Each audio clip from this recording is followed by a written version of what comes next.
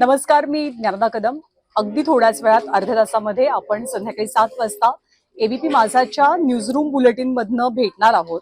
आणि आज संध्याकाळी 7 वाजता महाराष्ट्रातल्या कोणत्या महत्वाच्या बातम्यांचा दिवसभरातल्या आपण आढावा घेणार आहोत, त्याची थोडक्यात माहिती मी आपल्याला देते.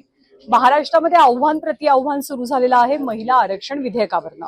संसदेमध्ये हे विधेयक मंजूर होऊ शकलं नाही आणि त्यावरनं सत्ताधारी विरोधात रंगलेला सामना केंद्रातला आपण पाहिला, पण आता राज्यात सुद्धा तो सामना रंगू लागलाय. मुख्यमंत्री देवेंद्र फडणवीसांनी या विधेयकावरनं विरोधकांना दिलेलं आव्हान सुप्रिया सुळेंनी स्वीकारलेलं आहे.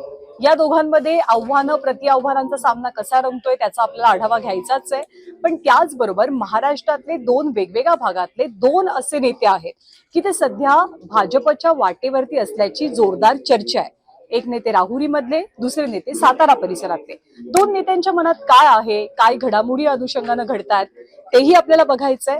मुंबई आणि मुंबईच्या आसपासच्या परिसरासाठी सध्या ड्रग्ज हा अतिशय चिंतेचा विषय बनलेला आहे. बरेचसे प्रदेश असोत आपल्या देशातले, राज्यातले, की जिथे तरुणाई ड्रग्सच्या विळख्यामध्ये कशी अडकते याची चर्चा रंगलेली असताना मुंबईच्या नेस्को सेंटरच्या पार्टीमध्ये ड्रगचं सगळं कनेक्शन उजेडात आलं. पण त्या पाठोपाठ मुंबईजवळच्या टिटवाळामधनं सुद्धा एका मोठ्या ड्रग पेडलरला किंवा ड्रग क्वीनला अटक झालेली आहे.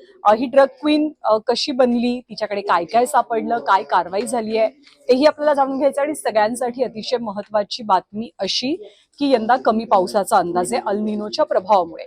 मुख्यमंत्र्यांनी या संदर्भात एक बैठक घेतलेली आहे आणि या बैठकीमध्ये शेतकऱ्यांच्या दृष्टिकोनातनं खरं तर काही उपाययोजना सुचवल्या गेलेल्या आहेत. कारण पुढच्या मे महिन्यापर्यंत पाण्याचं नियोजन करायचं आहे, सगळ्या गोष्टींचं नियोजन करायचं आहे. तर त्या सूचना काय जाणून घ्यायच्या आणि पुढचे 4 दिवस स्वतःची काळजी घेणं खूप महत्वाचं आहे. कारण उष्णतेची लाट केवळ राज्यात नाही तर देशात येण्याचा अंदाज व्यक्त झालाय.